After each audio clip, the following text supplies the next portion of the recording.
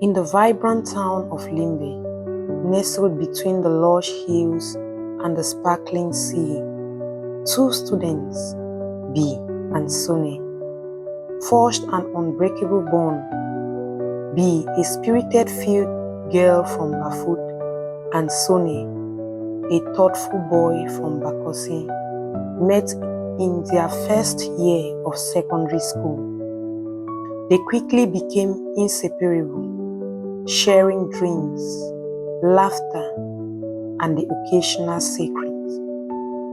Their friendship blossomed in the classroom, where they helped each other with homework and studied late into the nights for exams. They admired Sone's analytical mind, while Sone appreciated B's creativity. Together, they navigated the challenges of school life, celebrating each other's successes and comforting one another during setbacks. However, beneath the surface of their friendship lay a troubling undercurrent.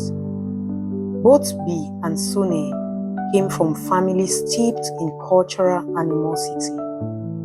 Their parents, shaped by years of conflict and prejudice, often spoke disparagingly of the other's tribe. Unknown to them, these conversations seeped into their young minds, planting seeds of hatred that would later bloom in unexpected ways. As they shared stories about their friends back home, B would often speak of her childhood friend, a kind-hearted boy named Nji, who always looked out for her. Sone, in turn, would rave about his best friend, a gentle soul named Tabi, who had a knack for making everyone laugh. Each time they spoke, they unknowingly reinforced the stereotypes their parents had instilled in them, painting a picture of the other that was filled with disdain. One fateful day in class, their teacher initiated a discussion about cultural identity. As the conversation unfolded, B and Sone found themselves sharing their tribal affiliations. When B mentioned she was from Bafut, Sone's heart sank.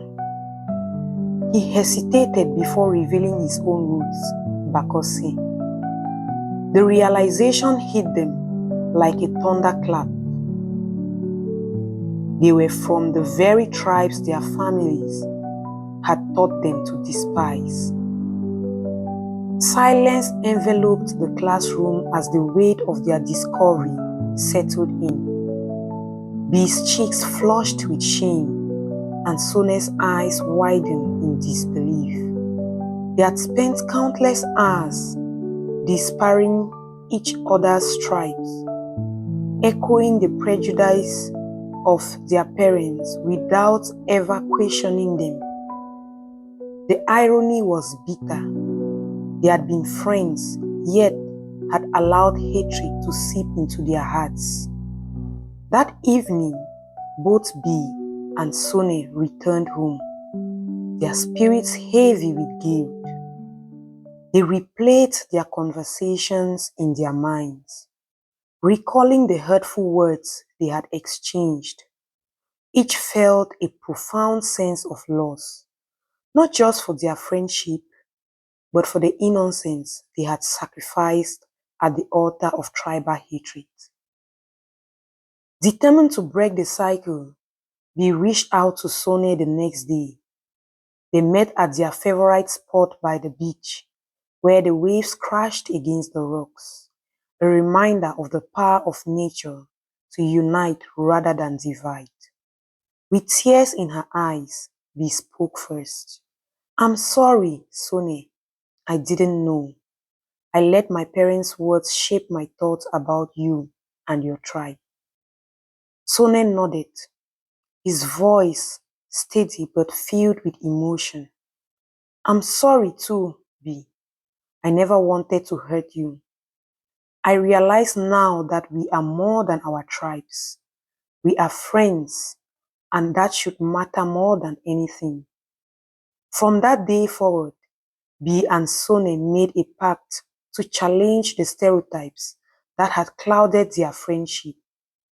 They began to educate themselves about each other's cultures, sharing stories, traditions, and the beauty of their respective heritages. They invited each other's families to gatherings, fostering understanding and connection where there had once been animosity. As the years passed, their friendship became a beacon of hope in their community. B and Sone proved that love and understanding could transcend the barriers of culture and prejudice. They learned that the true essence of friendship lay not in the tribes they belonged to, but in the hearts they share. In the end, B and Sone became advocates for unity, reminding everyone around them that while their parents' experiences shaped their views, it was their own choices that would define the future. Together, they forged a new narrative, one of acceptance, love, and the power of friendship to heal even in the deepest divides.